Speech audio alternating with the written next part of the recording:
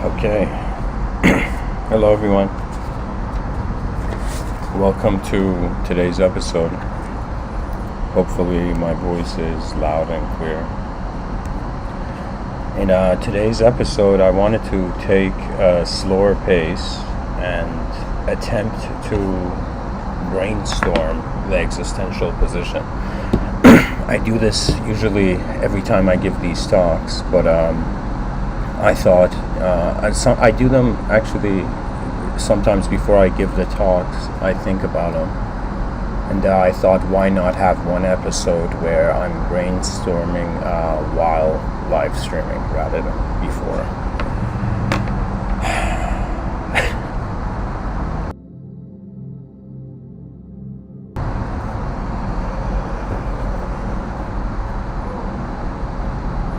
You know, the title, Brainstorming the Existential Position, in the subtitle, I've written failures and successes of drops of consciousness. When I look at this universal existence, I notice that the universe is existing in different ways at the same time, just like we have different people living in different ways. When I look at reality, the existential position, it's existing in front of our eyes in a certain way, and it's being experienced, you can say, or I'll say it's existing in an uncertain way behind our eyes. So I would say that in front of our eyes, as human beings on a rock in the middle of nowhere, there is one universe, hence the term universe. As if in one verse we captured it all. But I would say behind our eyes, the universe is a multiverse. And what that means is every human being is being a corner of this universe, is being a part of it. Whether it's successful, whether there is failure, whatever type of way, whether it's efficient, inefficient, we are all part of this vast spectrum of phenomenology. And the phenomenology for a long time in nature had no, or you can say there was no potential to even be aware of inner dimensions and inner universe, You can say an outer verse and an inner verse. In front of your eyes is the outer verse, behind your eyes is the inner verse.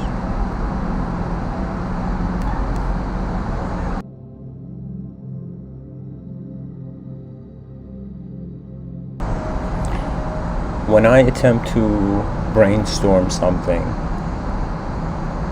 I use a geometrical method. I find that existence's meaning is shapehood. That means we have opened our eyes to a realm where there is shapes, and we are a part of those shapes that are moving, and after a very long time have cultivated the ability to control the movement. When I was young, when I was in grade 1, I remember I would play this game called tag, where you would go hit someone, tap someone, and they would be it, and then you'd run away. And then you'd get tapped, and then you'd have to chase people. And I find that there is a sort of tag being played with how the world moves behind our eyes and the world moves in front of our eyes.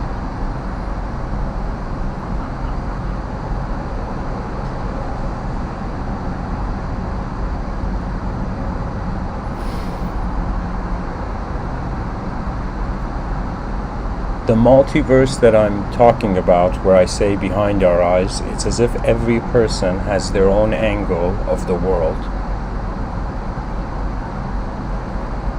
Which means the more people wonder about the existential position, the more dimensions we uncover.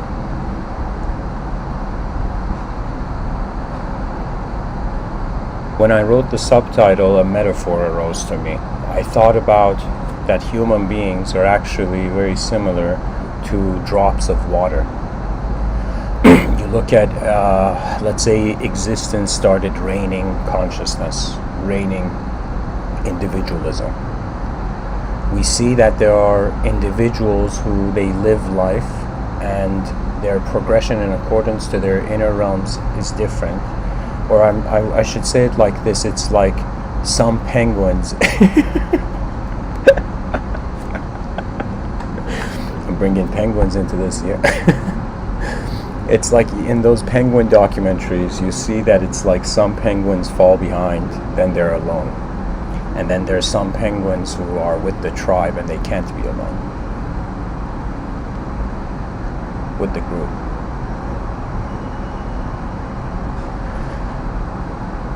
But the point of this metaphor is really, I'll take it back to the drop of water.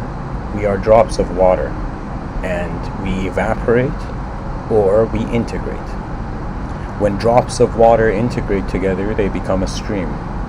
That stream connects to other streams, becomes a river. That river connects to the ocean. And then the whole show repeats. It's as if the moment we become collective, in some sense, there is ultimately an individual position. That means people may think that, hey, does a Buddha become a bodhisattva? Does an individual who becomes liberated from their individual suffering become a collective being? But then the moment you become a collective being, to alleviate the collective suffering, there requires an individual movement. What that means is, rather than looking at life and feeling it's a mountain of infinite progression towards this peak, towards this truth on like way beyond us, as if some people see this world like a school, and it's like you're going through different levels, different grades, different classrooms. And this is the case in regards to our changing body. That means everybody listening to me, you have been probably experiencing your body change throughout life, and not just your body. As your body changes and functions differently, your psychology functions differently.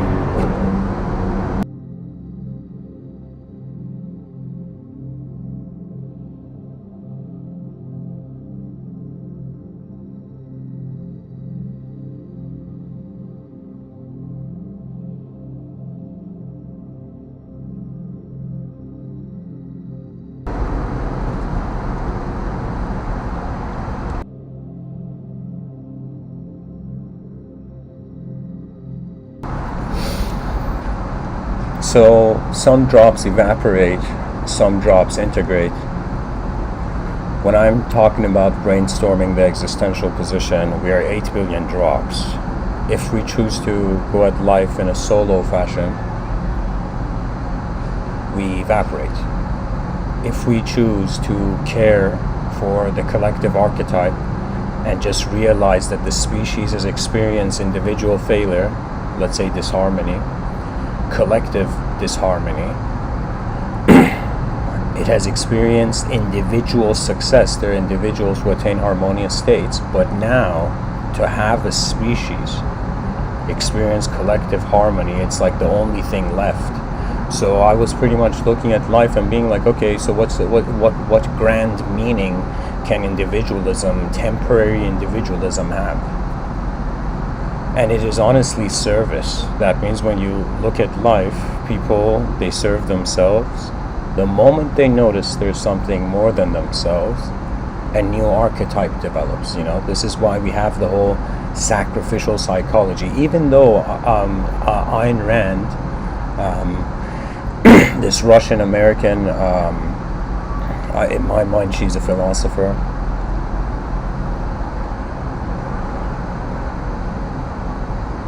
Ayn Rand says something so powerful. She says that a person should not sacrifice others for themselves, and they should not sacrifice themselves for others, which is true. It makes sense. But when I'm talking about collective service, I'm talking about that human beings, they are like watering their own garden, and then they realize there is way more. And so when is the time in history going to arrive where human beings find more meaning in collective living than individual living. And it's very difficult because of the existential positions. We start off as an individual body, as if everybody's purpose is to survive when it comes to the outer realms. But after a person has survived, then they wonder, what is the purpose of the outer realms? What else can it be?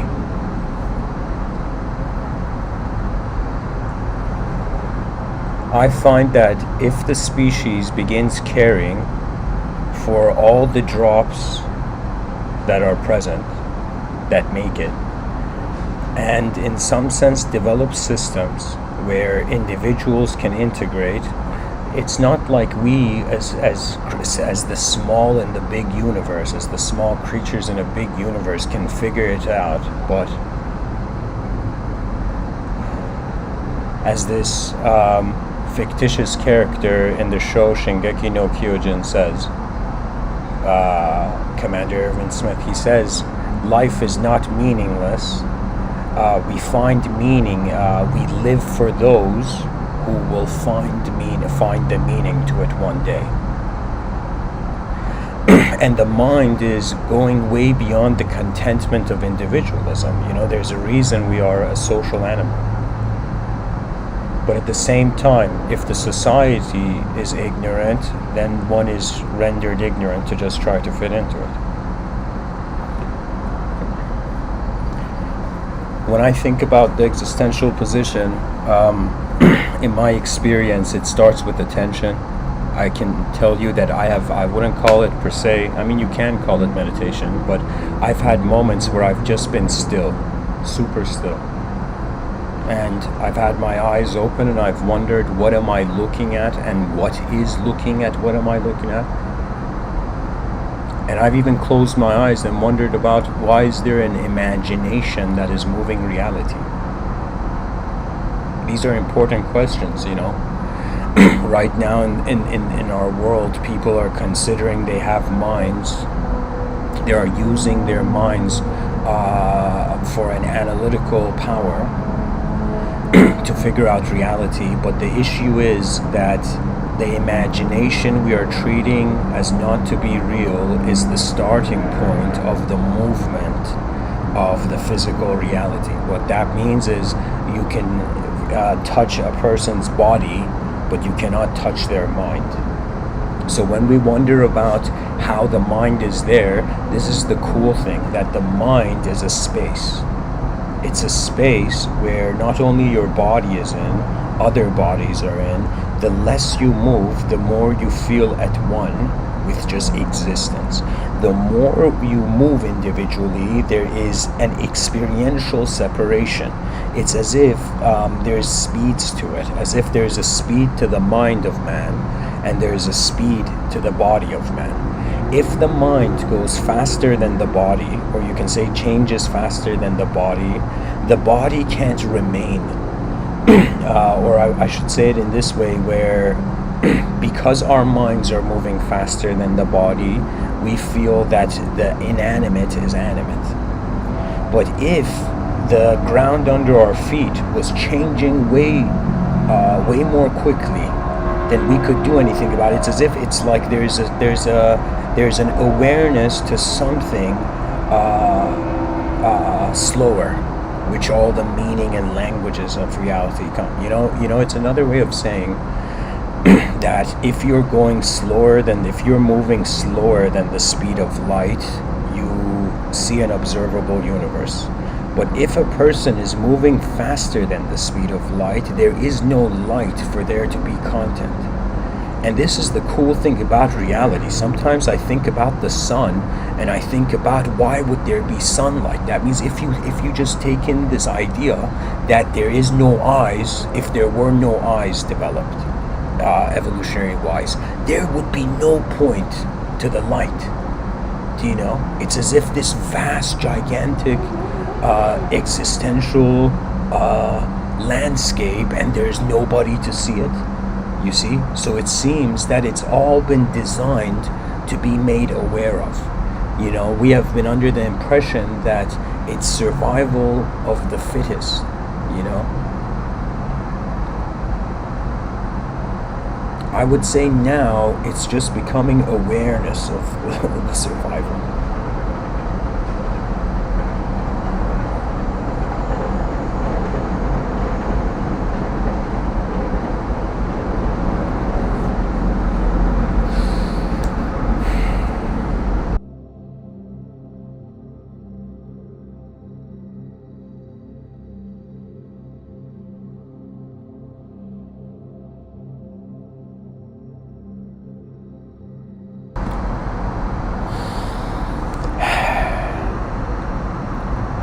When a person closes their eyes, you can notice your attention. Anybody who can close their eyes and visualize, and you start with a single pointedness of attention looking at that visualization, after some time the person will wonder, there is no light, how is the memory being projected? That means if we see things through light, and if a person closes their eyes but still can somehow see their memories or their visualization or whatever,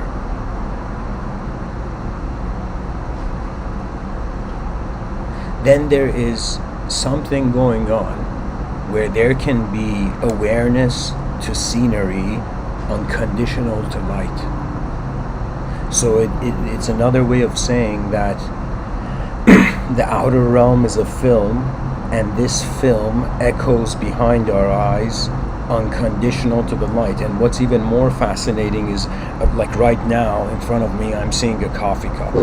I'm going to close my eyes and it appears to me as if, okay, now the coffee cup has become a memory because I am no longer seeing it in the outer realms. Now that memory, that image of the coffee cup that was on my table right now, my eyes are closed. Just for this exercise, and I can not only see that coffee cup on the table, but in my, what I have termed the inner realms, I can move this coffee cup. So what I'm saying is that the outer existential phenomena enters, or let's say the portals of the eyes, and then it comes to a place where the image can appear at different times whenever you want to remember, and at the same time the image can be manipulated, or it becomes tangible where it can change.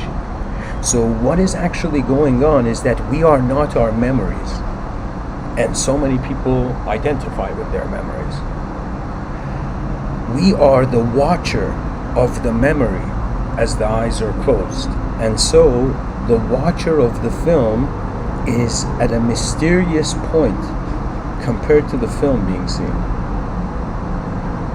So I'm saying that regardless of whatever theory, philosophy, analysis of the physics, or the metaphysics, there is unknown watching known phenomena, and through an instant, through a whim of its knowing, in the inner realms phenomena can move. This is a topic where I would like to talk more about in the future, of how there is every human being can pilot and navigate geometrically like a geometrical drone in the collective unconscious. And so abilities become authorized as individuals acknowledge it. It's the same way that, for example, somebody creates a phone, a cell phone, and people start using it, and then it becomes part of the culture as years go by.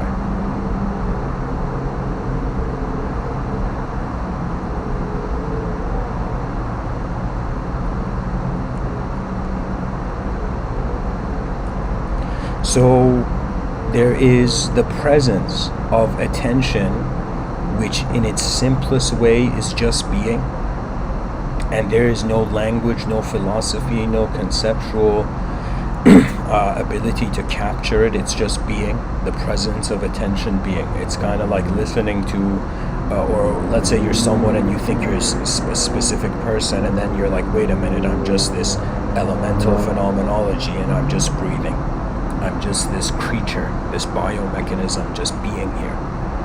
And the motivation, what moves this biomechanism, becomes interpreted as the work of the soul, or like, okay, there's something there, there's a driver, there's an unknown driver to the known elemental vehicle.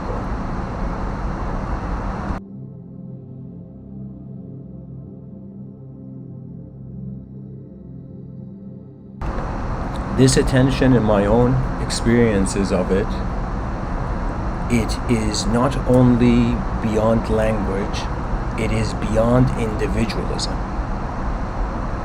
When something goes beyond individualism, it's another way of saying that the drops, that some of them evaporated, some of them integrated, the moment they integrate, they access a nature, a disposition different than how it was before. That means a drop that is part of the stream is identifying as the stream.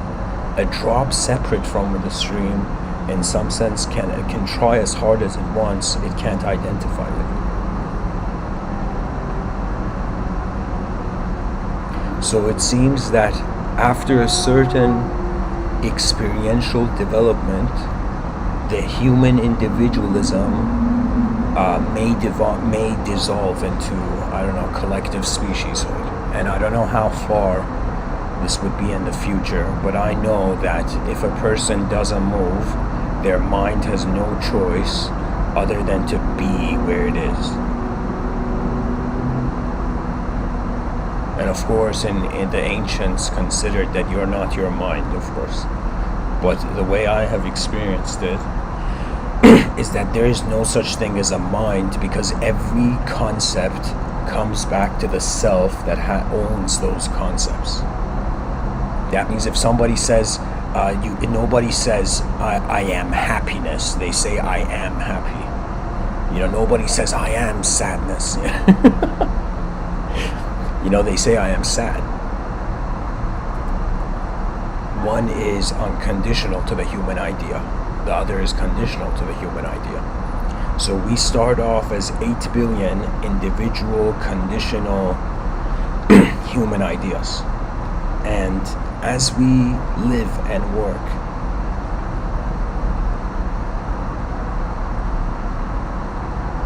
first through the renunciation of individualism in the inner verse behind your eyes,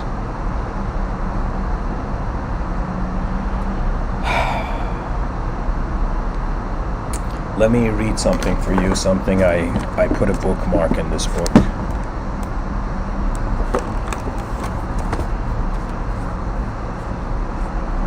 So this is recently I've been diving into the Bhagavad Gita.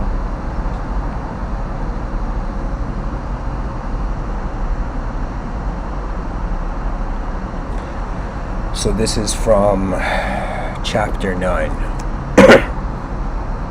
The Bhagavad Gita is this ancient book, and where God, Krishna, is talking to Arjuna, this archer. They're having a conversation. Pretty much one of the only books where God is having a conversation with a person. Arjuna says, it begins. So Krishna is speaking. Krishna says, Arjuna, under my aegis, like aegis would be I think I'm pronouncing it wrong, but it's a shield. So Arjuna, under my aegis, nature brings forth the whole creation, consisting of both sentient and insentient beings. It is due to this cause that the wheel of samsara is going round. Not knowing my supreme nature, fools deride me, the overlord of the entire creation, who have assumed the human form.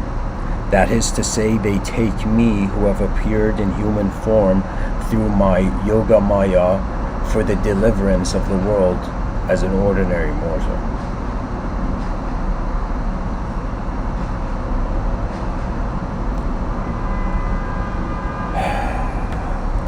It's as if even God, the archetype, a God archetype in this narrative, is saying to Arjuna, those who don't know my supreme nature, the supreme nature of the universal intelligence, they shape me in their own reflection. And it's like Aristotle had something to say about this too. I believe it was Aristotle, where he says, if, for example, other animals, like if lions became conscious like human beings, their prophets and their images of God would be like a lion, as if like all the divine will would be the divine roar, you know. You know. Or if penguins became conscious, they would have a penguin god, a sort of penguin prophets and whatnot. And so in this book, the Bhagavad Gita, it's as if truth is telling the individual that I am not individual, yet how will you relate to me? That means if right now as I'm speaking, I'm being an individual right now, you know, using the online alias Mr.Within talking, but it's as if how can an individual access the collective nature of all existence? In what I read, Krishna is also telling Arjuna that the reason all this phenomena, the world is moving, why the wheel of samsara is going, is because of me, he says. The truth is saying me.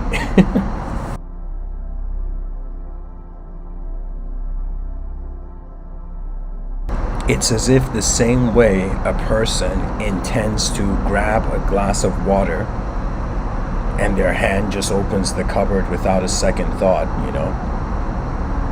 It's as if the same way existence has animated. And I think the thing is that human beings are saying that we are experiential creatures and we are inside an existence, but the existence is the experience of a higher dimension. That means what appears to, let's say, just for metaphor's sake, let's say to the third dimension appears as existence, to the fourth dimensional being, let's say it's like an experience.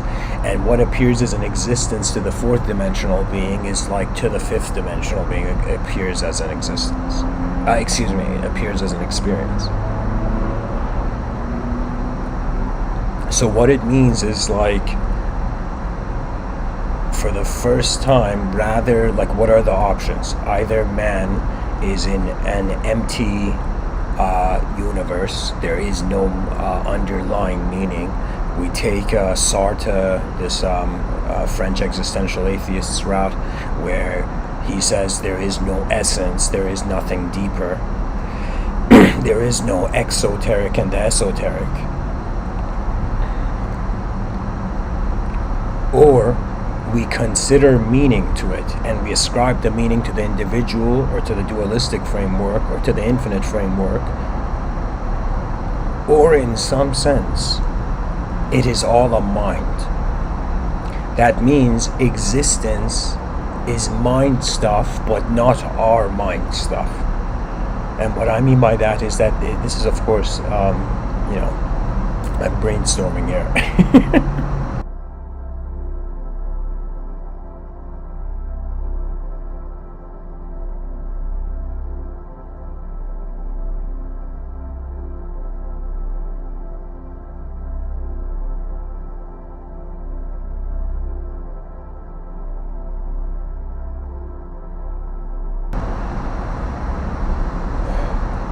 It's like existence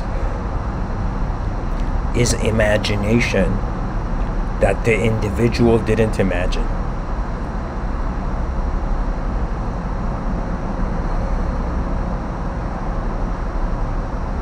And I feel that a great clue also comes from Vedic culture, another one, where they say it's like 3 days of, I don't know which god it is, Brahman, Krishna, or Vishnu, but 3 days of a god sleeping, dreaming in its sleep equals to, I don't know, like 54 million years of human life.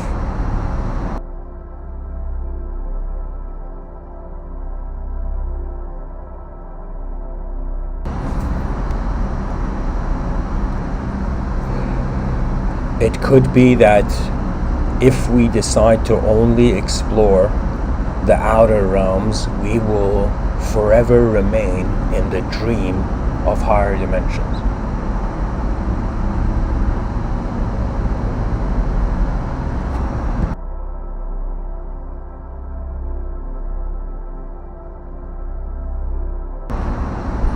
But if the person realizes it is a dream,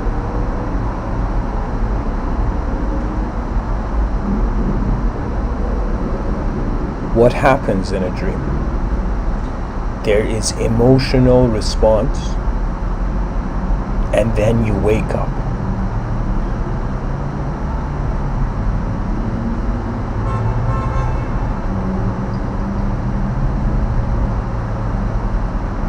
So it's like we can use the metaphor of a coin, where existence, or what is going on in this what is the world, one side of the coin, it's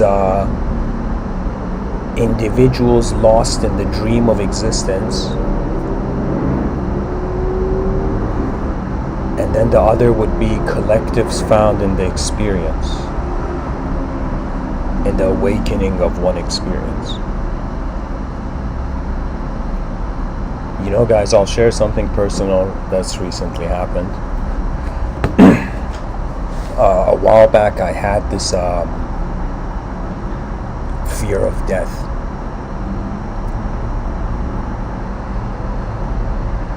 And just at some point, this fear of death became so overwhelming that I felt I was, I felt it. I didn't see it, but I felt as if I was standing in front of my own grave and wondering what had happened.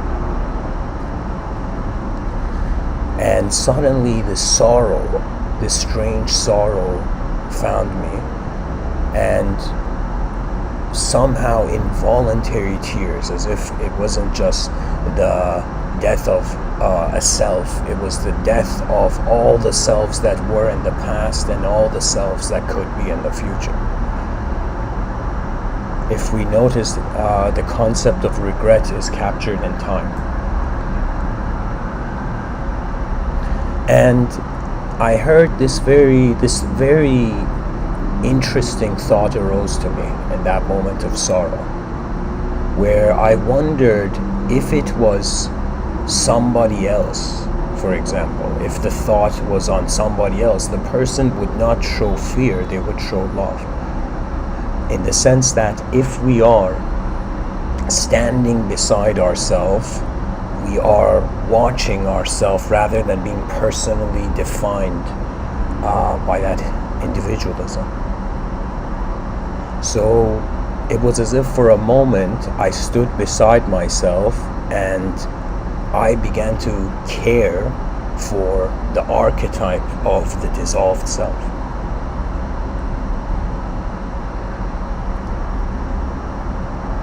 And I've also heard this idea in different metaphysical traditions, those that take the idea of the soul, there being a transmigratory soul, those traditions that take that idea serious, some of them, they suggest that the soul is not meant to be in the body, it is meant to be outside of the body, as if there was a driver, an unknown driver, moving the existence. This driver is not meant to be in the vehicle, is meant to be outside of the vehicle, functioning the vehicle. As if we are living inside, we are driving the vehicle from inside, then we're realizing it can be remotely controlled as space.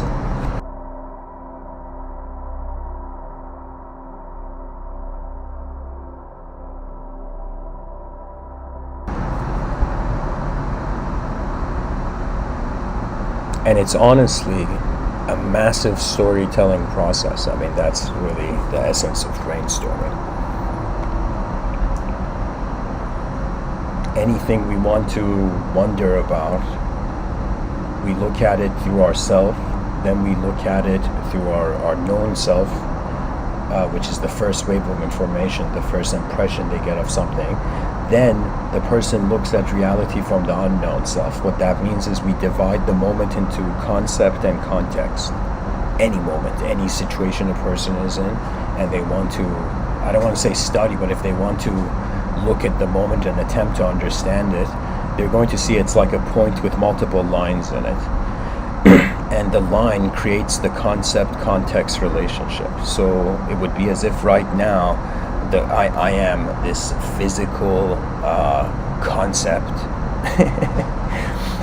this physical concept, and the context is like this vast, or I would say I'm a known, I'm speaking here right now as a known concept, but the context of the world is unknown. So that means one can play around with the concept being known and the concept being unknown, and then the context being known and the context being unknown, and this creates different possibilities, all the possible combinations of meaning there could be. And we can't ignore that this is one of the most difficult things, where sometimes a person, it appears as if we are creating thoughts, we are generating them, and sometimes it appears we're receiving them or discovering them.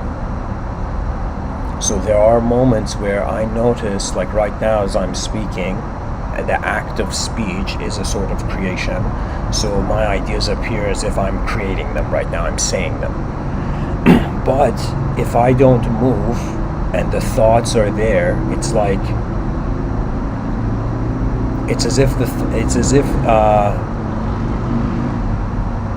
if there is a film being played and the person just notices it.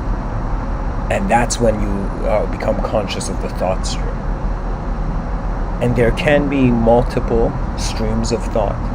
I've had moments, there was a moment actually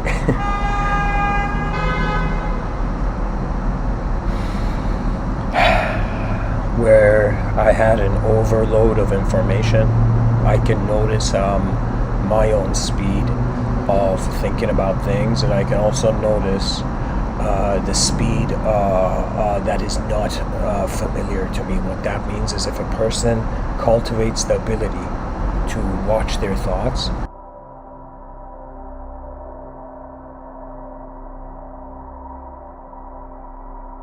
like an event, then some film projections, some parts of that film are moving way faster than the person is used to. And those people who notice that stream, that side stream in the inner realms that's moving faster, if they can't acknowledge it through themselves, they give it an archetype, and then they become those people in the New Age community where they feel they're talking to angels, or they're channeling extraterrestrials, or there's some other relationship with an invisible dimension of creaturehood. You know, all of this occurs because the person can't accept individualism. Can't accept collectivism while they're being an individual. Those who haven't experienced collective beings, they have to have an individual archetype. It's as if the whole universe is alive, but it would be so overwhelming if we understood this. So the person's like, okay, let me start small. there's an entity, there's an entity that's in the other dimensions, rather than the whole universe being alive. Rather than perceiving the collective unconscious as a living presence, the person just fragments. You divide and conquer, which means you ideologically face unknown movement. You give it a face, pretty much.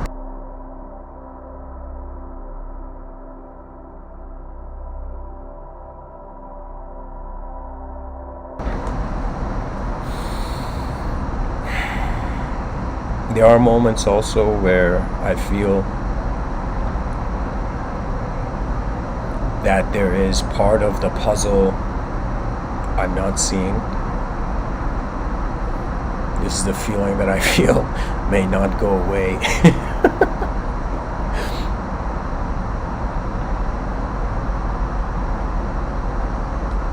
Sometimes the idea arises to me that it's an experiential activation. That means it's not about knowledge, it's about understanding, and understanding is the engagement of the knowledge that becomes experience. So if this world is like a puzzle, the solution can be experiential. And that experience can be unknown, and if it is unknown, all of our knowledge is on thin ice. Everything human beings know so far could be said to be like their own artwork upon an unknown universe. Like seriously, we started calling it a universe, you know? Can you imagine somebody, let's say there was a sage, there was a sage, and this sage one excellent morning, wakes up and looks at the sky and it's like, I love you, cosmos, I'm so grateful you're here. And then a voice is heard. It's like, or I love you, universe, you know. And then a voice is heard from the sky. And the sage is like, no, wait, what is this? Is this the divine? And the voice says, what did you call me? Did you call me universe? It's like, it's like, how do you know my name's the universe?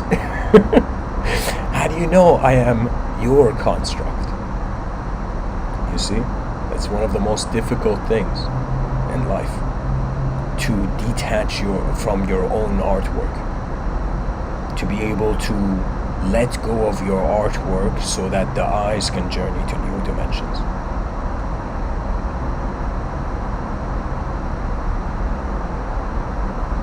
Because I'll tell you this, the human psychology, not only just dependent on the health of the physiology, but like the health of the body, but like the mind has this effect where I would say it's like the cornered animal psyche, where the animal that is cornered goes all out, or those who choose to reside in safety, once that safety is shaken, then in some sense their intensity comes out.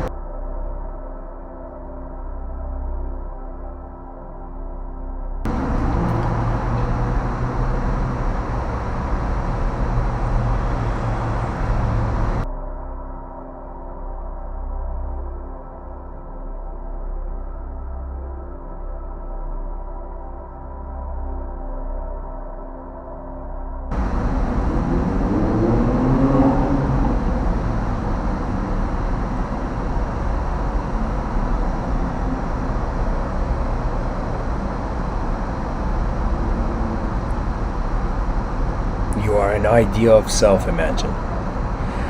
And this idea of self gets overwhelmed by the vastness of existence and the amount of and how much of it can't fit into our brains, in this couple-pound brain.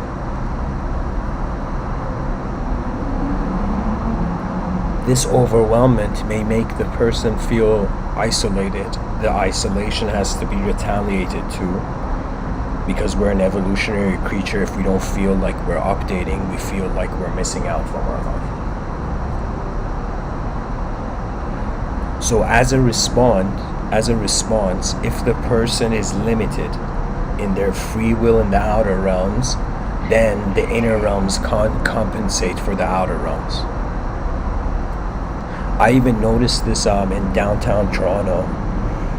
There was a time where I would go there on a daily basis, and in my breaks I would just stand and just see people, watch people. I would say that's one thing I realized, that everybody has free access to observing human psychology all over the place. And I would observe those who appeared in the insane archetype and those who appeared in the sane archetype. And I remember seeing this person, it was very strange, but there was this person who was shouting at a wall, not even like a reflection on the window of something, as if the person shouting at themselves. The person was just shouting at a wall. You know, it was very... And I wondered about what makes a human being disconnect from reality. And I realized it's a whole dehumanization thing that is going on. that if a person is not treated like a human being, they stop caring, as if the world didn't see who they were while they were being it. You can say, if there needs to be a balance, between humanization in the outer realms and also to some degree in the inner realms. As a person, let's say, couple times is not treated like a human being, they have no choice, because in the outer realms, karma doesn't listen to our free will, but in the inner realms does. So I would say it's as if when you look at human psychology, and in parts of the world, and everywhere in the world actually, where human psychology goes to a bizarre state, that bizarre state is a survival tactic, where the person's like, okay, if in the outer realms I cannot find meaning, at least I find it in the inner realms. And the inner realms is very strange. It's as if we are neither man and we are neither God. We are somewhere in between. We're the bridge between the animate and the inanimate.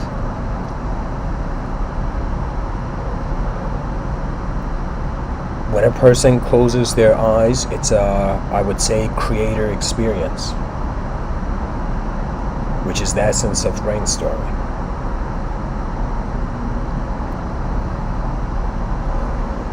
But in front of our eyes, it's all created.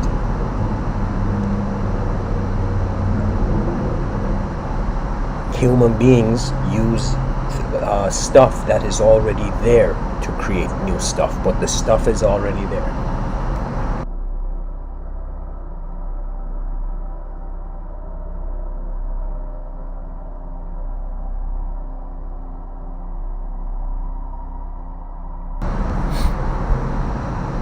So the species has to work on a massive humanization project as our awareness becomes more advanced and multidimensional.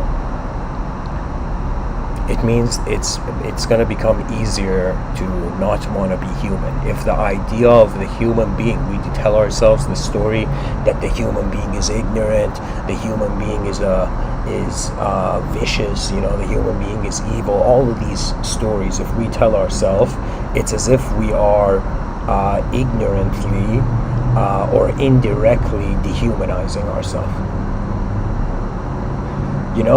It's as if there was a time where I was under the impression that the greatest spirituality was a transcendence beyond humanism, as if like being human was the problem, and the solution was to not be human, as if that's when suffering stops.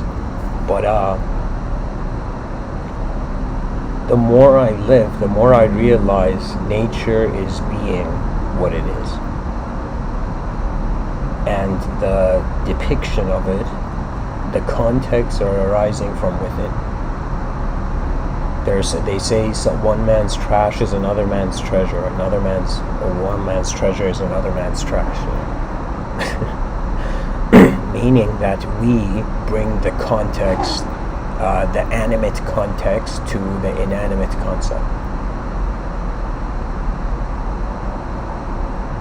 Rather than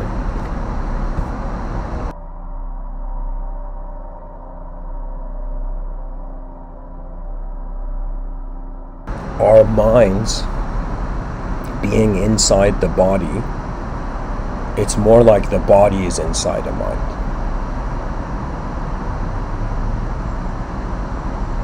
And if the mind is generating the concept of the inside and the outside, beyond the mind, there is no inside and outside. This is the thing about enlightenment, that it is really not for a human being. What I mean by that is that the experience is not individual, and the human idea is a specific individualism.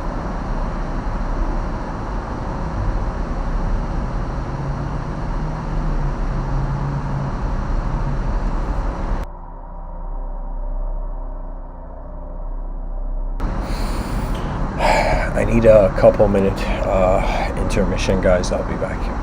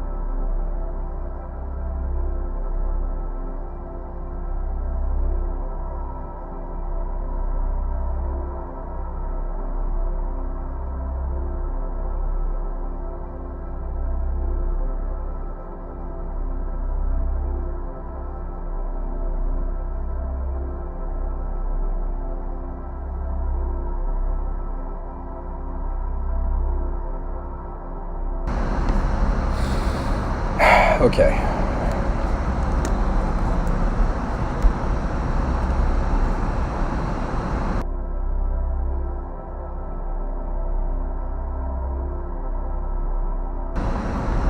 You know, this world is honestly too big for a person to capture it in language and to say that's the meaning.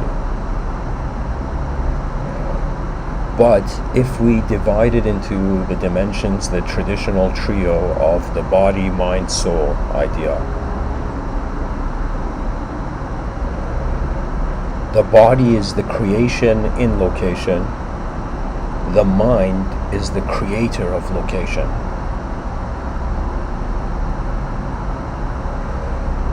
And the soul is non-local. It could be that what we even consider to be location is just movement of intelligence. That means we're all thinking that this world has to be here. That we have to be here. But nobody ever wonders if the here and now is not here and now, is not here right now.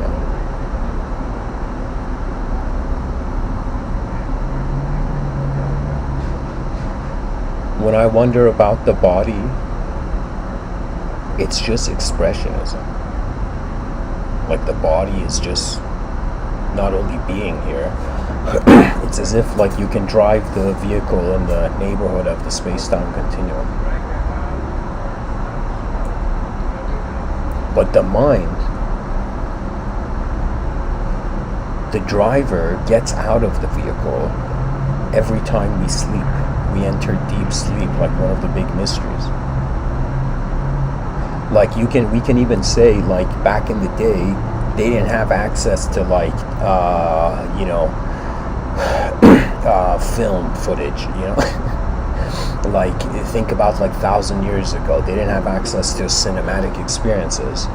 There was no cinema, but a person would sleep and have a dream, and in the dream go beyond the boundaries of reality. It's as if like the dream is living inside our imagination, consciously.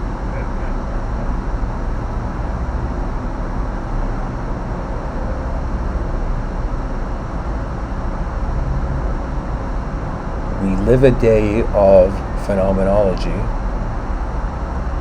We go to sleep. It's as if completely there is a dismissal of the conscious activity. Then a person maybe has a dream, finds themselves in like their mind's body, or a body that is projected by the mind.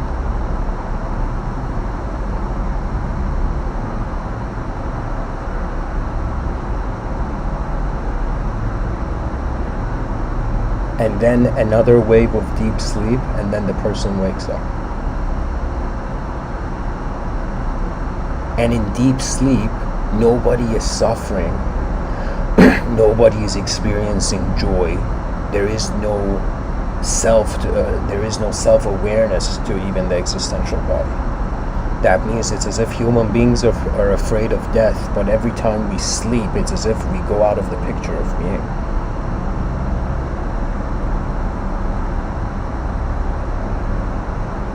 So we actually, this whole time, I think this is the way reality is just designed, right? The same way we blink when we sleep, it's like the world is blinking.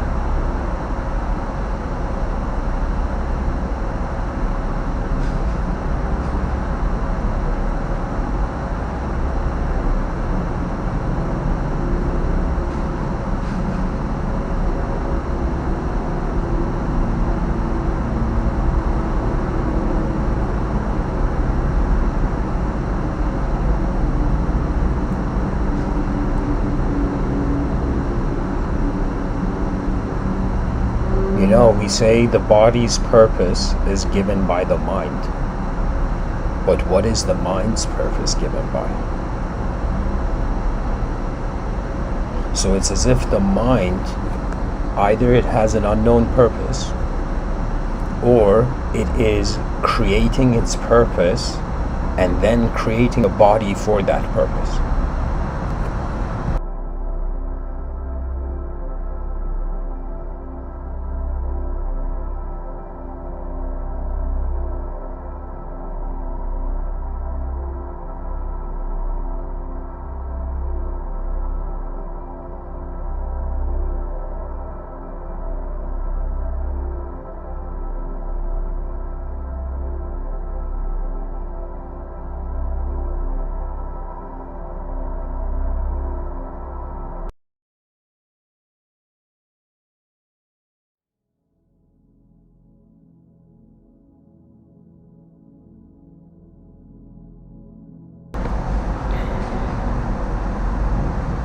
You know, right now my eyes are closed,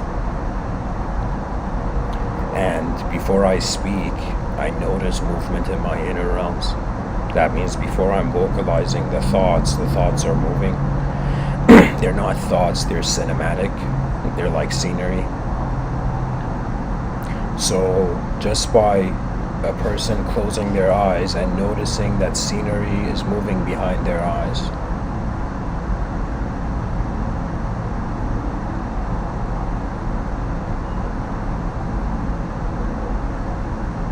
it's as if the body is imagined and imagination is embodied by space. It's as if space is allowing for the movement of the mind, and then the mind's movement is owning the body. If there was no mind, there would be no individualism.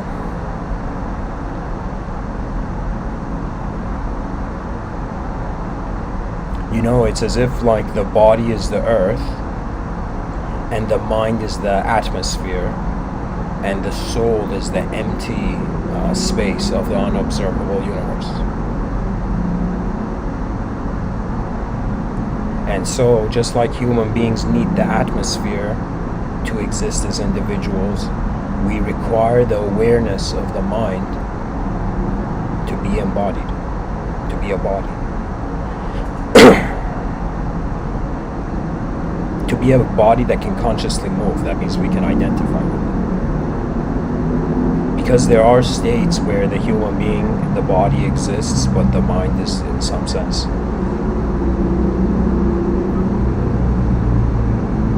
not identifying with it.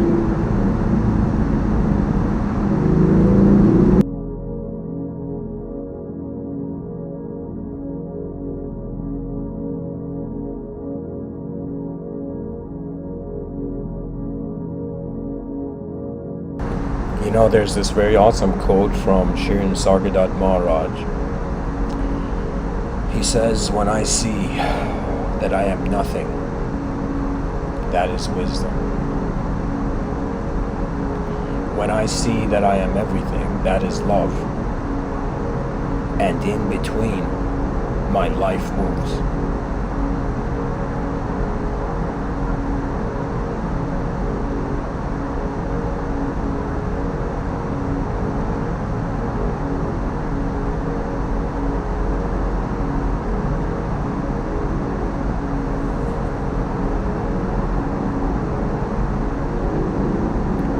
As an embodied being,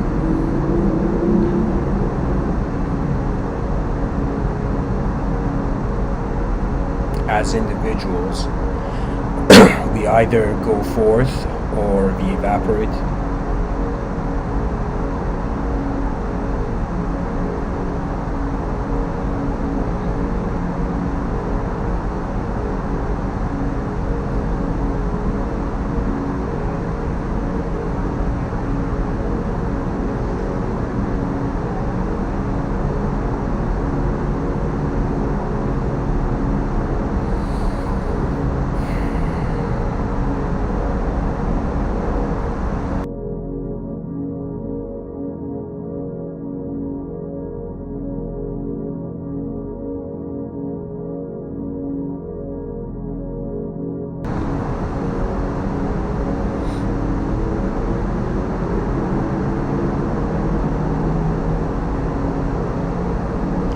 Guys, I'm glad I said this episode is brainstorming the existential position, because honestly, in my attempts to speak about reality, the moment it goes beyond the language threshold, a term I've coined, that something is happening that we cannot put into language. The language not only fails to capture it, but the language can never be enough. As if we put a cup underneath a waterfall, and we're like, why can't we measure the waterfall through by measuring the cup? So the purpose of the vastness of a dynamic reality is not for it to be contained, to be understood, but to rhythmically abided by. That means it's as if in reality, the world is a horse. And so many people are trying to find details about this horse, measure the horse, think about what the horse is made of, but really the horse is designed, positioned there for man to, in some sense, ride the horse. So in some sense, it's like reality is not meant per se to be understood or captured in language. It is meant to be surfed or ridden.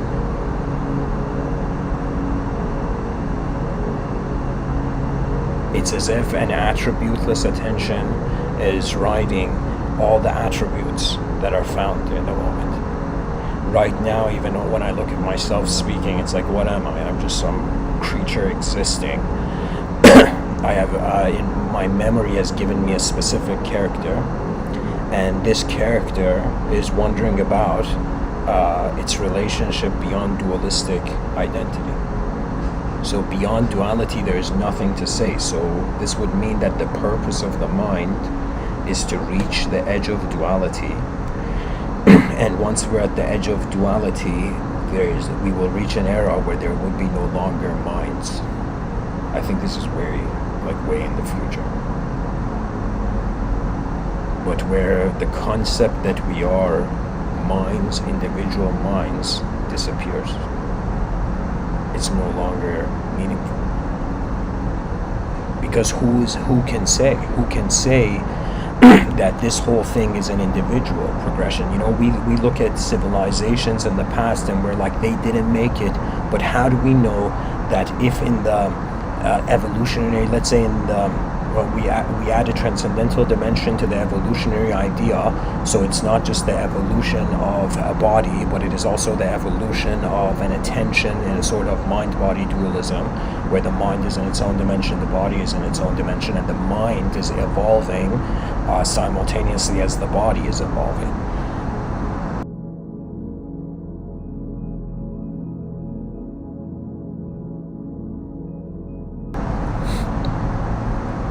So who's there to say that the mind, that past civilizations, they attained collectivehood and that's it?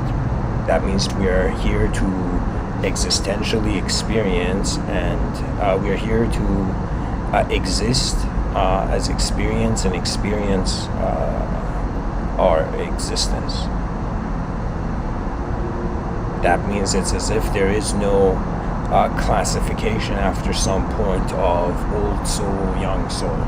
There is no classification of lesser being, higher being. There's just being, and being has multiple ways where it's expressing. Like all multiplicity, it's like one point all the lines are stretching from.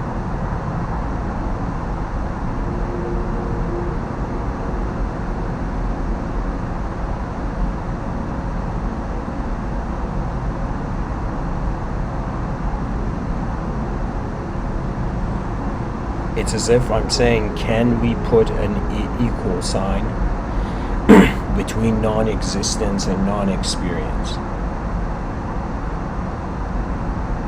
We know that if a person doesn't experience existence, the body could still exist. But we don't know if the body doesn't exist, the person could still experience. I feel the person can, and I feel that that metaphor I used of where drops of water, we become, let's say, a river, and then the river becomes the ocean. These are simultaneous. What that means is the same time there's drops, there's rivers, there's ocean, there's the ocean. The ocean doesn't go anywhere. The rivers are there even though the drop is not aware of it. So in the progression of human intelligence, a body like a drop discovers that it is a mind. The mind moves the body collectively, but is not the collective yet. The body, as it experiences life as the mind eventually finds the ocean. When the mind finds the ocean, it was neither body, neither mind.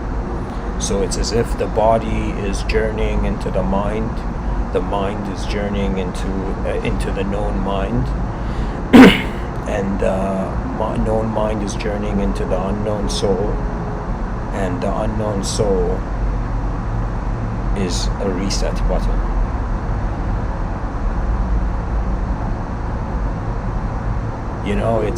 It's phenomenal. Sometimes when I think about the stories that human beings have given to life, and I think about the religions, in the Abrahamic tradition, there is this notion that in the Abrahamic traditions that God created the world and man sinned. Man did something wrong. And man fell, in some sense, was exiled to an earth that God created for man. You know what it is? It's as if it's like the children of Adam are living in Adam's mistake, yet the world was made for their mistake.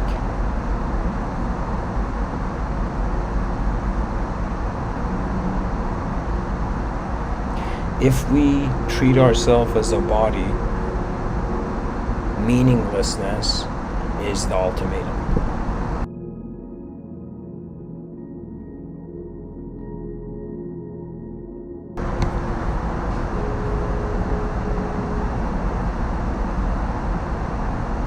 If we live as a mind till the end of time, there could be meaning.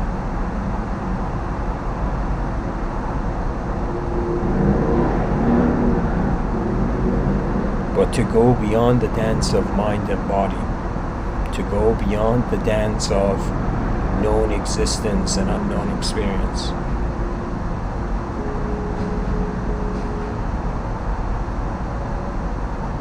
freedom is not a concept. It is a state.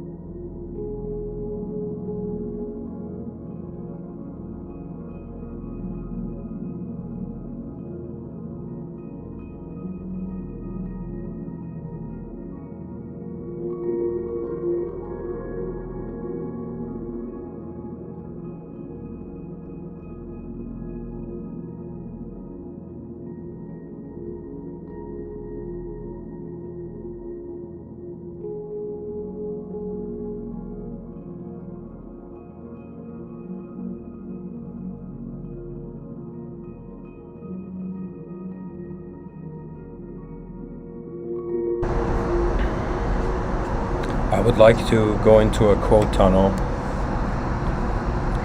of a sage, but with the name Sri Nisargadatta Maharaj. A very, I would consider, conscious human being. Sri Nisargadatta Maharaj says, once you know with absolute certainty that nothing can trouble you but your own imagination, you come to disregard your desires and fears.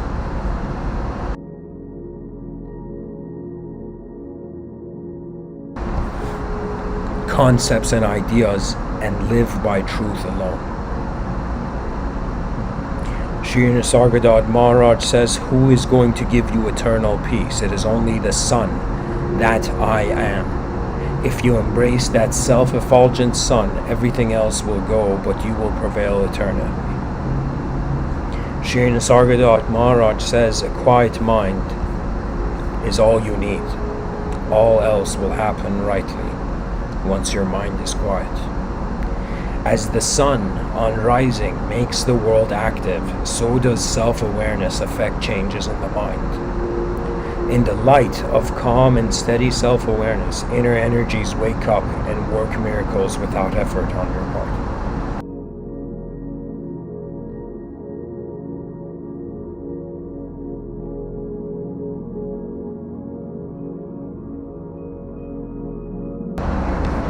Sri Nisargadatta Maharaj says, awareness is primordial. It is the original state, beginningless, endless, uncaused, unsupported, without parts, without change.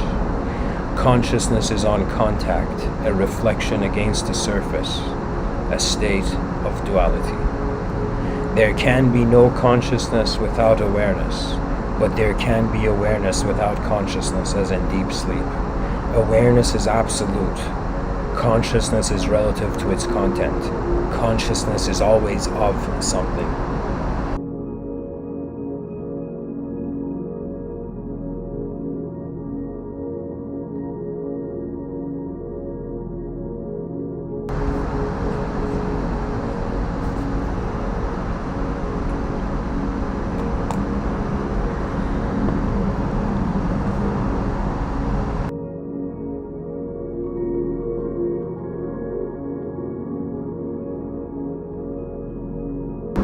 You know, guys, I honestly would say when we realize whatever we do in reality, it's all being, I feel that's when the divine life begins. The divine life is not with the notion of an endurer. It's not somebody who is divine. There has never been a divine person. There has been the presence of a living universe regardless of individual activity. You know, it's strange.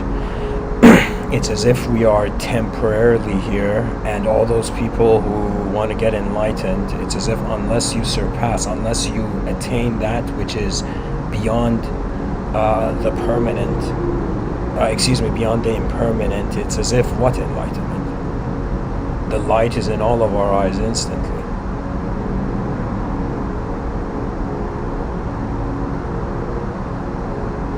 It's as if a person thinking that one cell of their body is not enlightened and the other cells are. It's as if no, it's all being.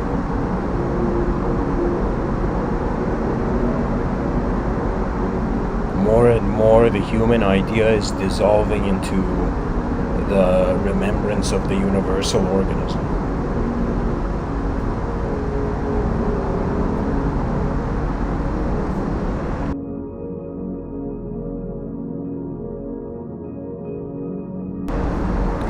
Sri Nisargadatta Maharaj says all you want is to be happy.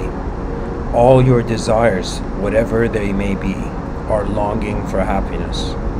Basically, you wish yourself well.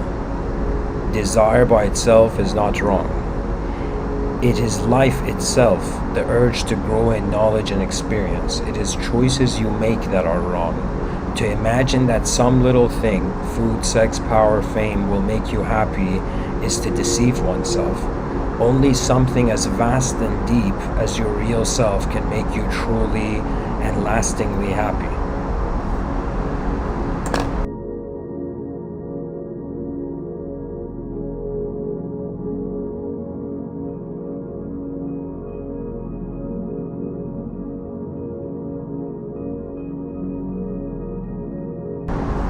Sri Nisargadatta Maharaj says, once you realize that the world is your own projection, you are free of it. You need not free yourself of a world that does not exist, except in your own imagination.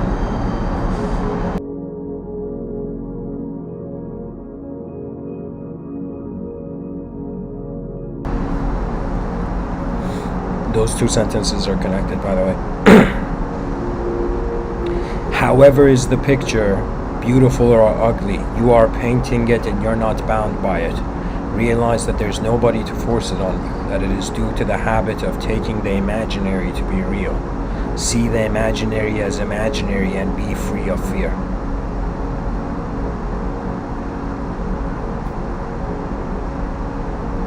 You know, guys, the more I'm gonna stop the code tunnel here.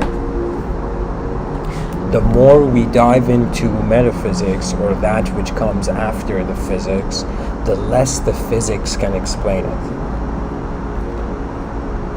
It's as if we are looking at an artwork and we're trying to figure out the artist who drew this artwork.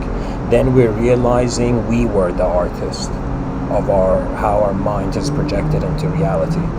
So to remember the real self is like pretty much the aim of union of the individual and the collective. And I don't know. I mean, when I honestly, how I feel is that after some point in life, there is nothing that can be talked about.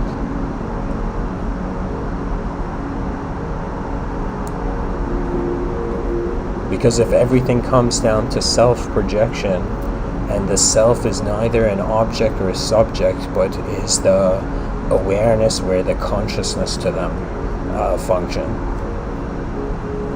It's as if what can be said about space? It's as if the person can say, I love space, and then I hate space. I love space, I hate space, but eventually it's just being.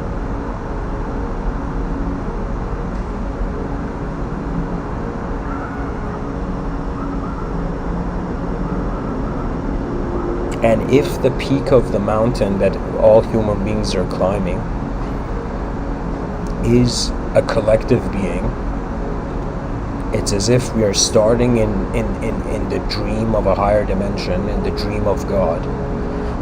And then as we go closer to the peak of the mountain, it's as if God is waking up from the world of its temporary creation.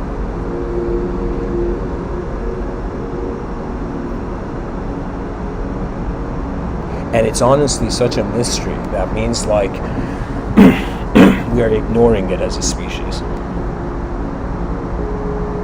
But in the future, hopefully the educational system, like the homework of the future generations, would be as if endlessly brainstorm your existential position, bring back your findings to the collective tribe, information tribe, and then as information endlessly resculpts,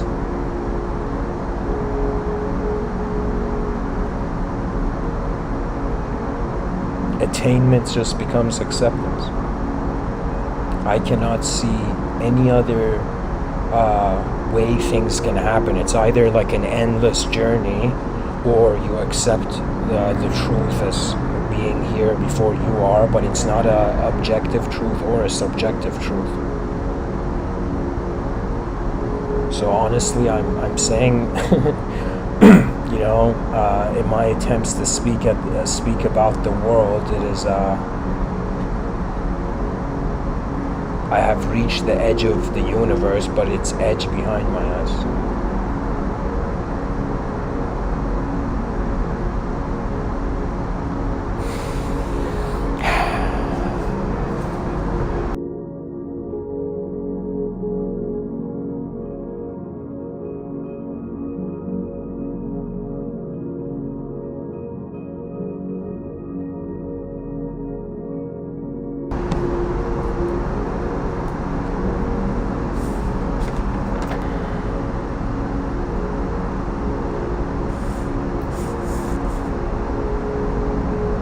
But it could also be my fault, guys. I mean, I'm just one person among 8 billion. My eyes can see only so far. In my inner realms, I somehow have a comfort with my presence before my personality. What I mean by this is that there's been many moments I have watched myself happen as the moment has happened. And it's very unconditional. So what it means is that if we are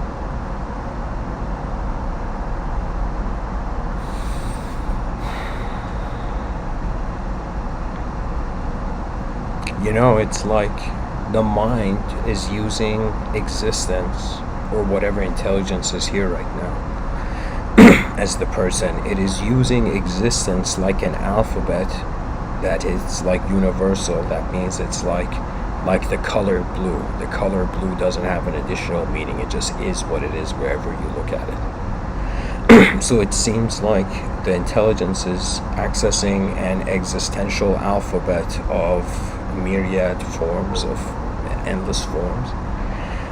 It is recompiling these forms into meaning. It generates stories. It functions through those stories. And then when we sleep at night, the stories are dismissed.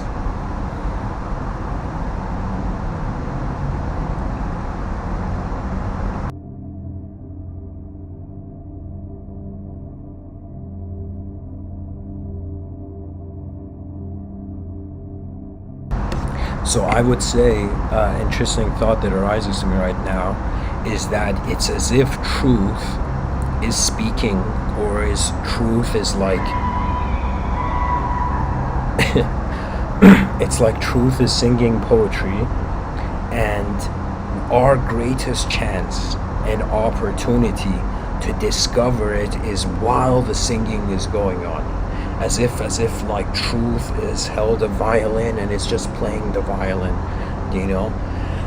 and it's as if we shouldn't separate the violin from the intelligence of it. We shouldn't just study the violin. We shouldn't just study the person. It's like while the violin is being played, we have to discover the nature of the hands that are being moved. So while one is alive in the conscious waking state, where there is the physical existence, the observed, and there is the non-physical experience, the observer, as the observer is animating the observed, as it is moving through it, as it, within it, whatever word you want to give it, as it is happening, this would render the meaning of life, I would say. That is, like, I would say the meaning of life is not to, per se, just do some things. It is being aware how it is being done as it is being done. I find this to really be moksha, because the mind is like a suit. I'm telling you, the mind, all these yogis and people throughout life who have been like, get rid of your ego, your ego is the source of your suffering, the mind, even though, like, even Shri Nisargadatta Maharaj's quotes I was reading, he was saying that the mind is the source of illusion, but the mind is there, right? It's as if like some things are naturally there, and regardless of how much the person says it's good or bad, it's just there,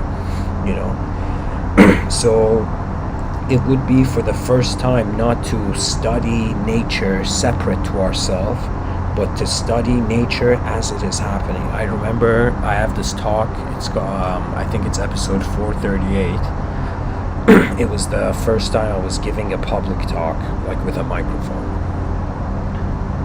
And in that talk, I remember I was telling people at some point to go sit down and study, observe nature, to learn with nature. And I said something very interesting. I said that we are nature. We are a part of nature right now. That means if trees walked and talked, we'd have to give them some sort of animate personality. But we're like a creature that is, moving and talking.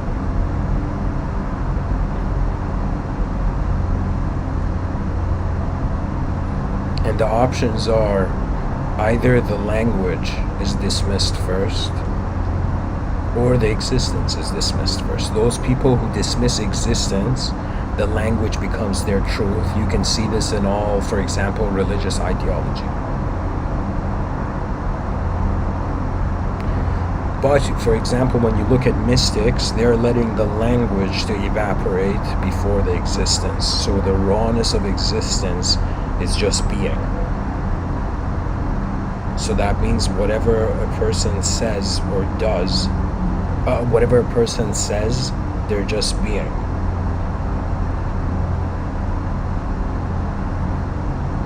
But if a person gets rid of the notion of their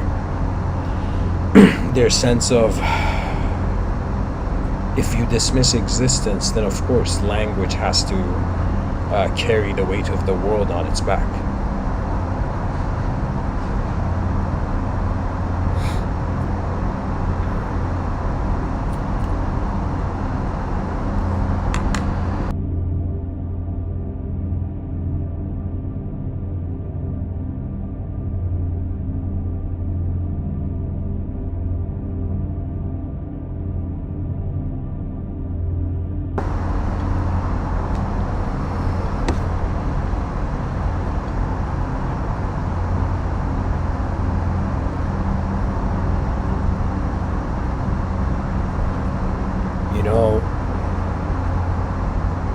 I was thinking that a person looks at the present, looks at the past, and looks at the future.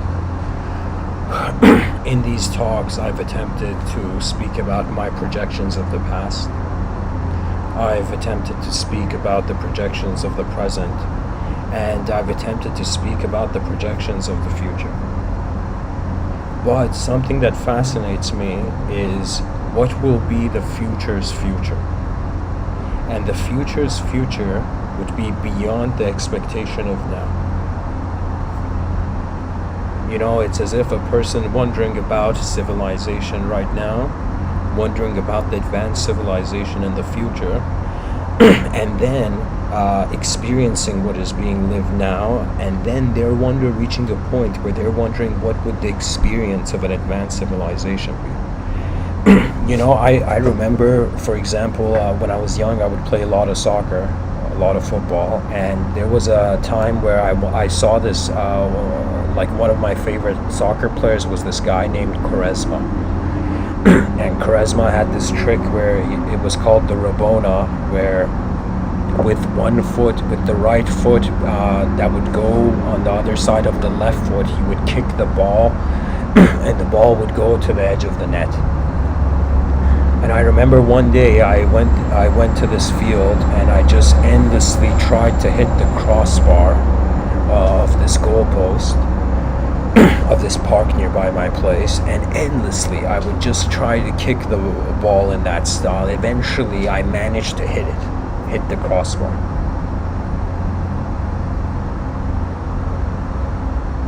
And after I achieved that, I was no longer interested in doing that. So it seems like we are fascinated. Everybody wants something to strive towards, but the moment you attain, a new landscape comes, endlessly. So if we take in this idea that we're not just temporary beings, that there is energy cannot be created and destroyed, and the idea of the soul is just energy that is conscious.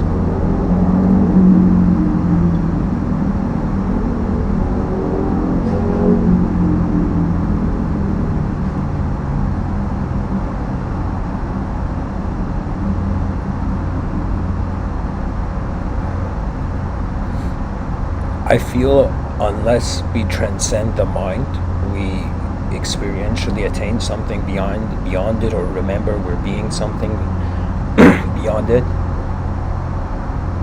it will infinitely be an update game. So it's as if life will be a school until the person realizes they're no longer a student of an infinite game.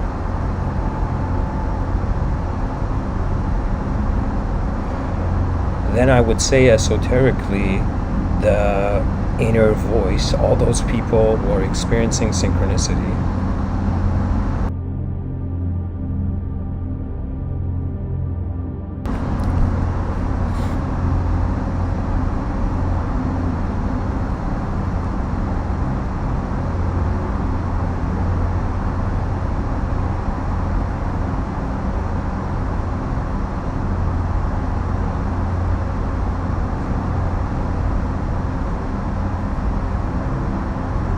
it's like we're playing with the world.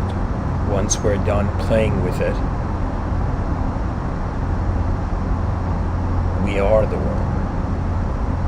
So it could be that I am giving these Mr. Within talks as a being at a phase in just exists in an existential phase where an object is still playing with the subject, and the subject is still playing with the object, but beyond these.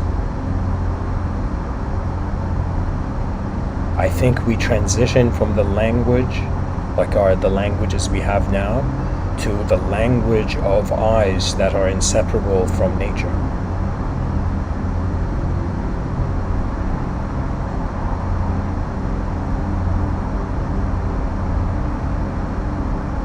It's as if beyond human eyes, there are just eyes.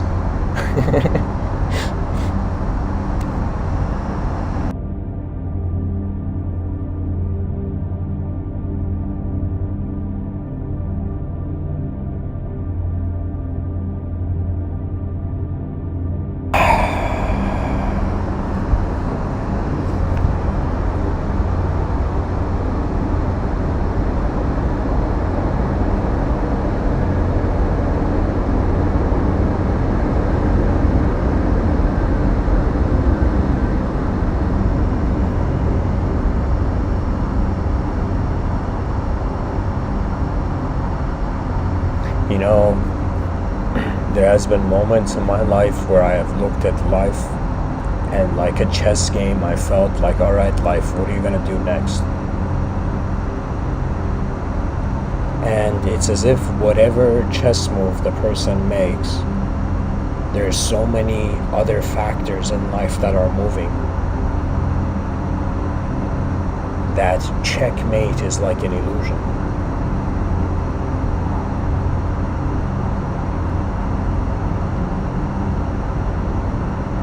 That means without the concept of a beginning and an ending, there is no such thing as meaning. Meaning is just containment of a divided world. So I would say man has reached the edge of speech, and it all becomes action oriented.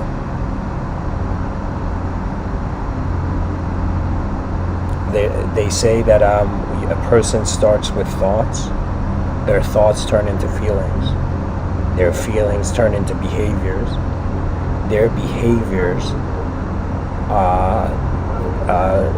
sculpt their character. So that means if a person is given inefficient thoughts, they will be led towards creating inefficient behaviors, and then these inefficient behaviors end up repeating the cycle of the inefficient thought. You know, it's kind of like when I look, there's something that I revere. It's about mystics, about mysticism. You know, it's not a popular. To call yourself a mystic is not something popular, but I would say the mystics, it's as if they saw the outer realms like a museum, as if don't touch anything as you're walking in the museum, just walk past it.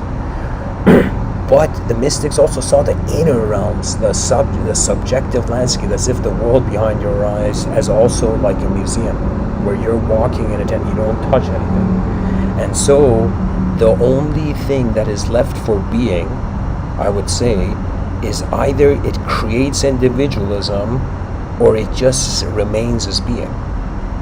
So it's as if human beings, we may create stories of like transcendence and enlightenment, but from the world's point of view, it can only be or it can change.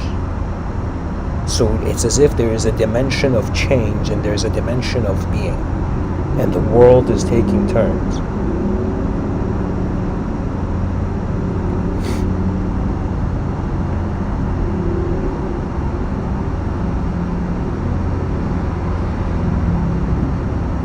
And it's of course the language. I mean, anytime a person wants to brainstorm something, you know, it's like it's content. It's how you engage the content. Just like a person holds an object in their hand, you look at it from different angles. You can hold a subject in your attention and look at it from different angles.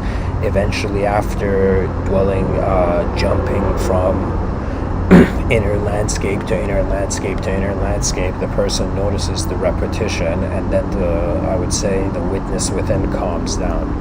When the witness within calms down, it becomes a field of intelligence rather than a particle moving in a field, that field is fulfilled. So I would say maybe we are all waiting not for new people or new things that people do. We are waiting for a new dimension.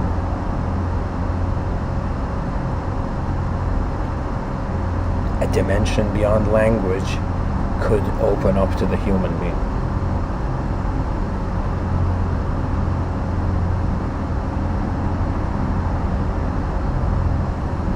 Because life is so simply being here, guys, it's kind of hilarious, actually.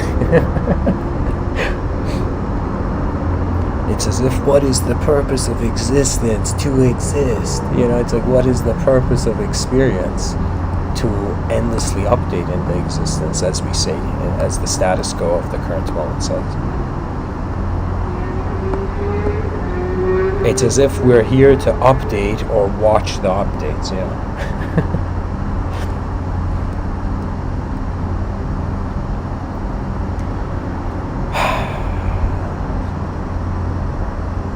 Alright guys, I'm going to read one more quote and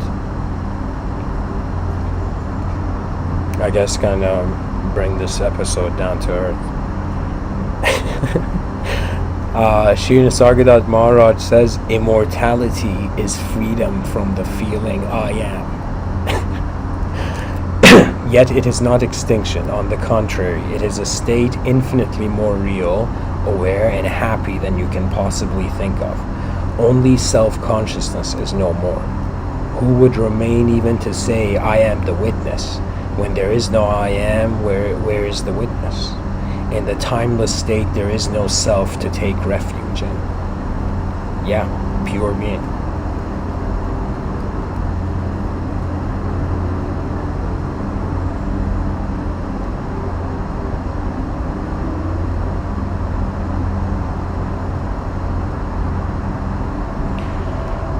Shri Nisargadatta Maharaj says, what is wrong is that you consider yourself to be limited to this body and shape. What knowledge I try to give is given to the knowledge I am in each of you, which is the same. If you try to get the knowledge as an individual, you will never get it. Shri Nisargadatta Maharaj says, keep scrolling. No, I'm joking. Shri Nisargadatta Maharaj says, whatever is called God or self is because there is the beingness, the feeling that I am.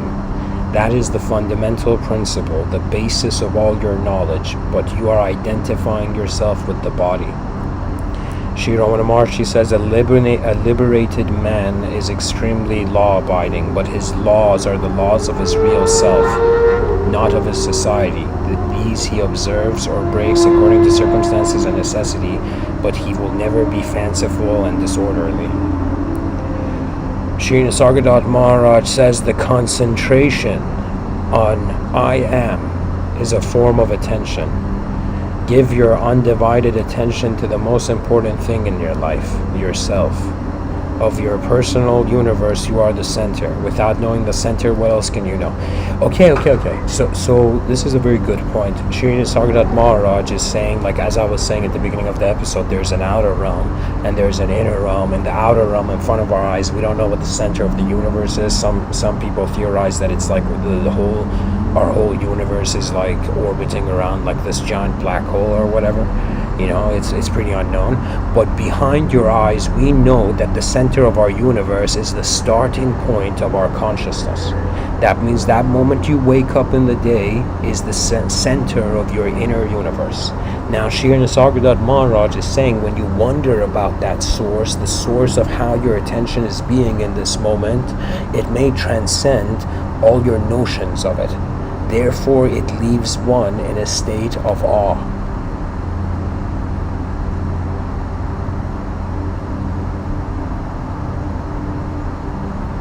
So pretty much in front of our eyes, we can't find the center of the universe. Behind our eyes, technically we can't find it because we're being it. That means how can you find something you're being? You're already found in it. You are it. And this is a very interesting point. I remember hearing this yogi say, somebody was asking him, hey man, what is God? Like, where can I see God? And the yogi was saying, yeah, I'll show you God. And the person's like, how are you going to show me God? And he said, what do you think is moving your ego? What do you think is the spontaneous, where do you think the spontaneous animate activities of intelligence are arising from? That means, call it God, call it self, it is presence. That's the best word I have found for it. That my personality, it can opt into any story, you know? But the presence of the person cannot be contained in language. It is where the language is moving in.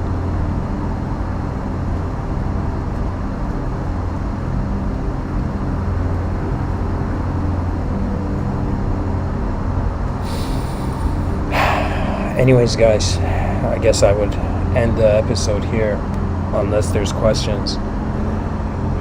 Thank you for listening. To be honest, when it's coming to these Mr. Within talks, aside from just my voice recovering, I'm also reaching a point where I'm like, what is there to talk about anymore? It's as if a person, you know, drawing something on an empty canvas, and eventually is like, all right, the canvas is empty. It's like, what you gonna do?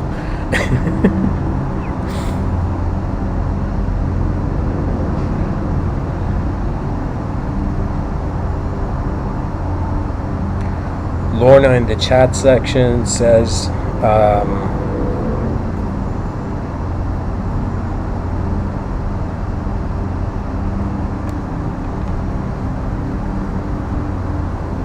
can you levitate? I mean, the whole species is levitating, like the whole world is levitating right now. I mean, technically we're all levitating. You know? It's like when the planet is levitating, I mean, we're levitating too, you know?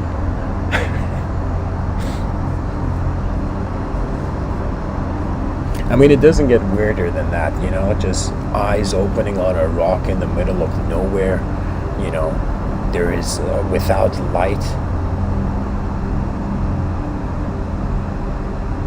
there is no sight of manifestation.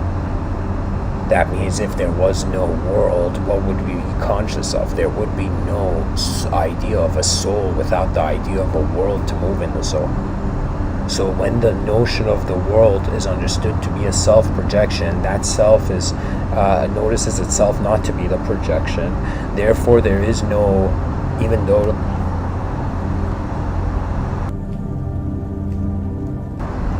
Shirin Sargad Maharaj, he's saying you are that I am, but that I am is not an I am. And I feel what will most likely happen is that if a person wants to ideologically attain truth, even after experiencing, getting an experience that their consciousness is actually the presence of the awareness of the universal sector, what ends up happening is that if you still want to remain as an individual, it becomes automated. And so it's as if we're like antennas, and this antenna had a limited range, but the moment it gets greater signal, its functions go beyond individualism. If we take the notion and the idea of the inconceivable God as a collective field of being, and we take the notion of, for example, the angels to be the divine will, that means the difference between angels and man is like man has free will, the angel doesn't have free will. The angel is pretty much the will of the divine. You know, man is the only thing through the, at least religious narrative, who's being tested. You know, that means it's like it has an ability to move on its own.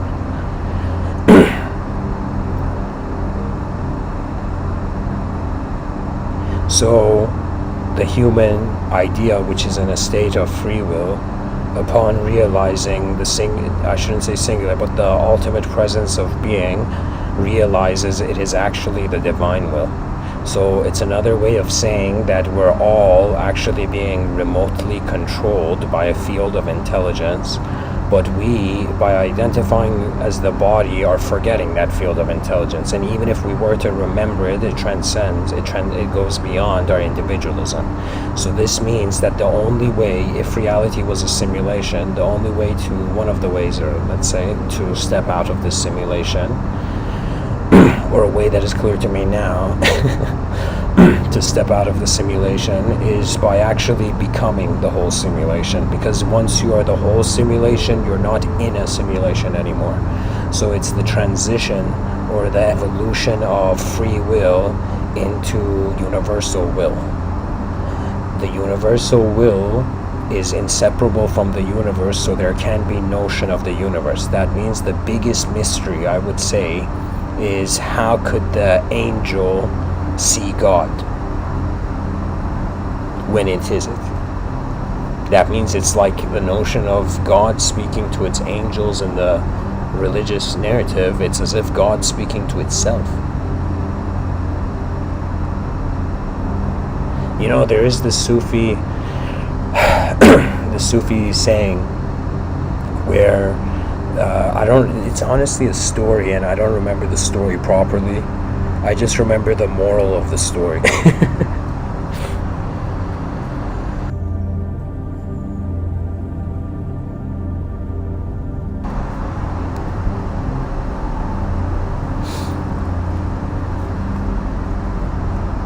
There's this saying, pretty much this guy listens to like the archetype of the devil, and at the end the devil is like standing there laughing, and the guy's like, why did this happen or something, and the devil looks at him and says, who do you think I'm with? As if the devil is God's test. Do you see? That means it's like there is no good or bad. That is the mind's game. And the mind, by its definition, has to be disconnected from the whole thing to be an individual.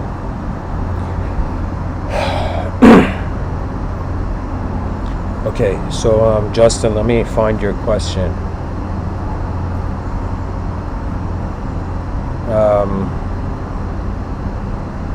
I can't find your question. I mean, oh yeah, there we go.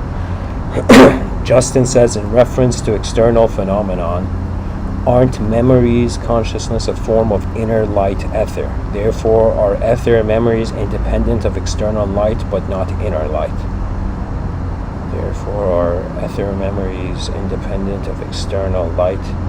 I mean, yeah. Well, your memories are independent of external light, because if you look at like a candle or something that is giving off light, and you close your eyes, there is no light entering your eyes, but you are still seeing visible phenomenon behind your eyes, right? So there is an independence. But if you bring in ether, right? Ether is like, it's very strange, because it's like when a person talks about emptiness, and if we identify with emptiness, there is no identity. There can be, that means there has never been anyone who could identify with nothing.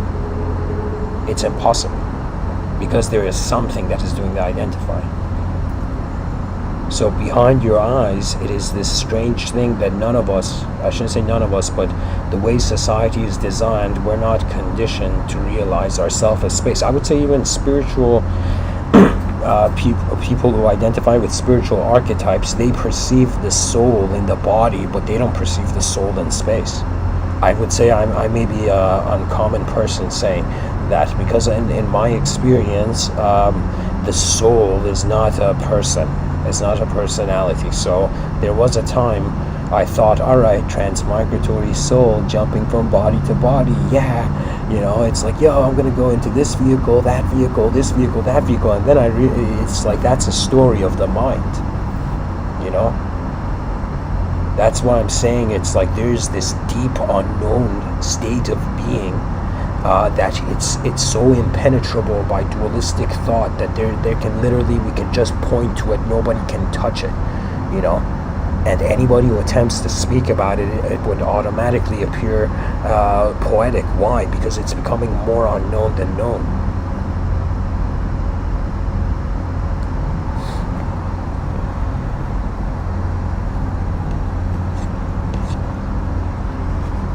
So I hope that was a satisfactory answer. And guys, I don't know, there was something about this picture that I chose for this episode, that there was something nostalgic, something where it's as if we are entering the halls of creation.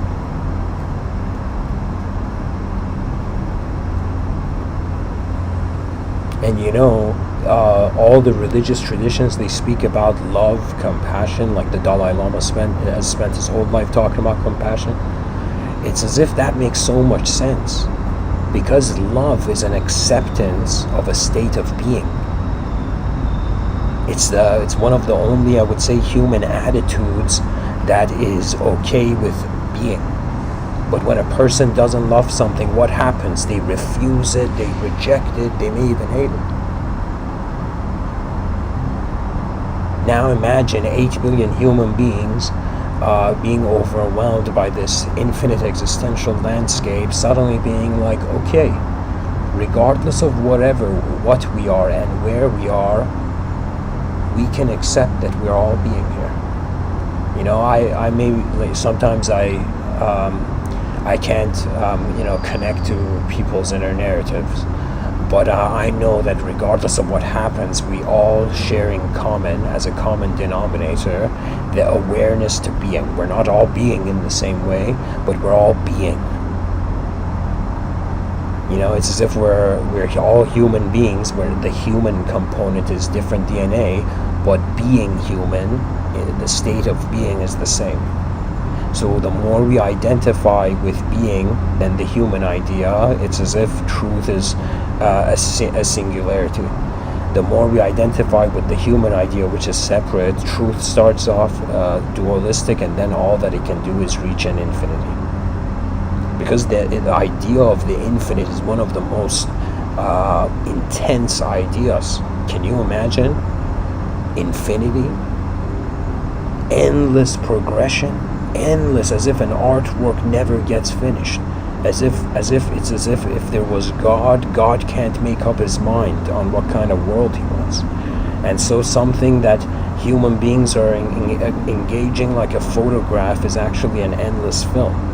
So it's as if, like, from this theater of performance of elemental reality, an ideological position, it's like, how do we wake up from this? So as long as the actor engages, the theater is on stage, it's an actor. Even if it doesn't do stuff on a stage, the other actors will get mad at it.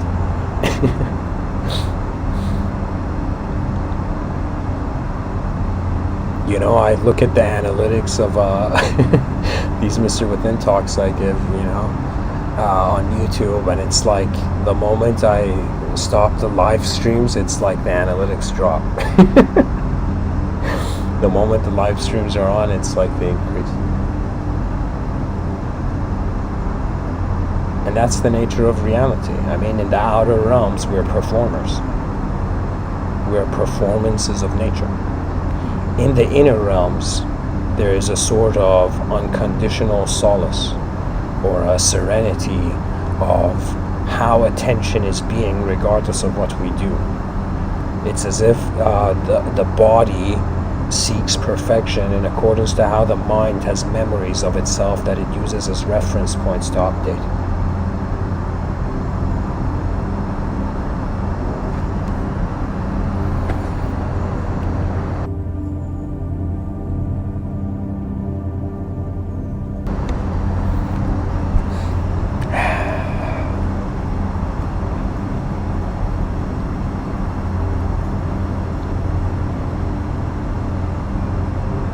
In the chat section, there's a question: can you imagine if we got here and everything was already discovered and there was nothing to learn except what was already learned?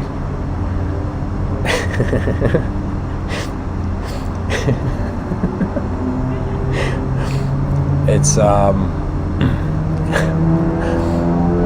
Stardust talks, the stories of Stardust have been heard before. Justin says, have you heard about math equations that use multiple values of infinity? Yeah, I have heard maybe not in the context you have, Justin, in the chat section. But I have thought about infinity. I've even thought about the concept of void infinities. You know, it's like, I remember when I was young, I was standing between two mirrors. You know, and it felt like an an optical illusion of infinite reflections. But the infinity wasn't there. So, you know, guys, let me simplify this. In my view, let's just play along with this notion of the body, mind, soul, this trio. The body experiences the singular and the dualistic dimension. The mind experiences the singular, the dualistic, and the infinite dimension. But that which is beyond the mind, the unknown soul, it is content with the void in ways that the mind will never know.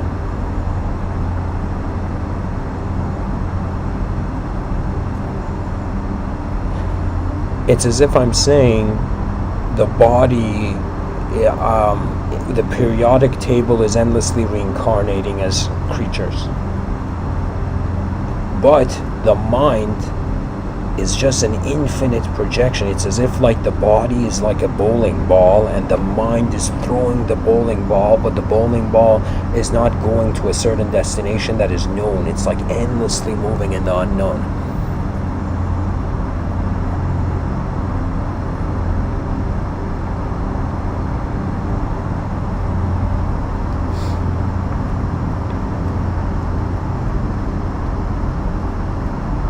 This idea of multiple values of infinity, Justin, I feel I need to look into it a bit more to give you a proper answer, a proper comment. But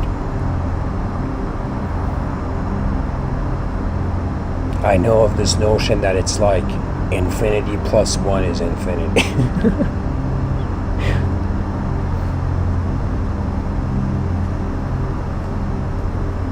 So infinity plus two is also infinity, so infinity plus duality is also infinity.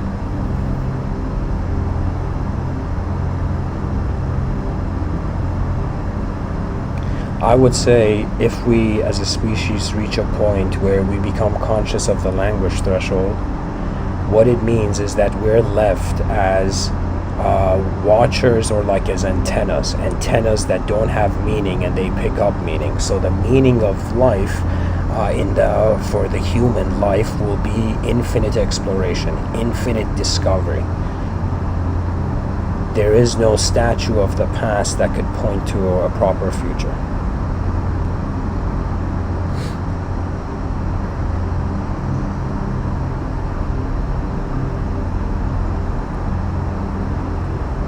Lorna says, what do you think about multiple universes as in parallel, and we're only saying staying inside the 3D, but there's much more to us? How would that work? It would work probably like how you exit your house, and once you open the front door, you see there's a world that had nothing to do with your house. You know, that's what I'm saying. It's like we can cultivate a certainty with the known, but it's like contentment with the unknown is the real challenge. Those who become content with the unknown, they actually, oh my God.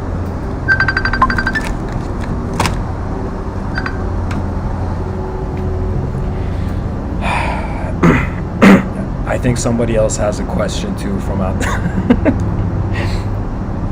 Anyways, guys, to end this off, so Lorna, quick answer to your question. The unknown is bigger than the known.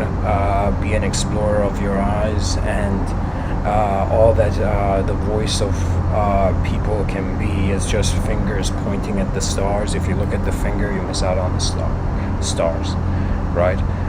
And so in front of your eyes, engage the infinite exploration until you realize what is in the conscious state being the source of its own movement. Once you find that source, you come to contentment with being. Even though the attention still lingers in this plane, I would say the reality of the pilot becomes automated. So anyways, guys, thanks for listening. Everybody should brainstorm their existential position as the species realizes we are way more multidimensional, and we cultivate multidimensional tolerance. It's going to become a more global thing, where people everywhere around the world are just getting into groups without any affiliation with a specific idea, but just wanting to implement this method of exploring the world that our eyes have seen so far. Everybody's eyes carry a part of the universe that others can't see. If we can create platforms that we can share this, we will be closer to building a paradise on Earth, rather than ignoring the Earth to enter paradise. The presence beyond the personality.